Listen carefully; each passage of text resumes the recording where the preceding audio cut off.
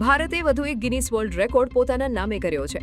આંદામાન અને નિકોબાર ટાપુઓ પર સમુદ્રની ઊંડાણમાં ભારતનો સૌથી મોટો રાષ્ટ્રધ્વજ ફરકાવવામાં આવ્યો છે।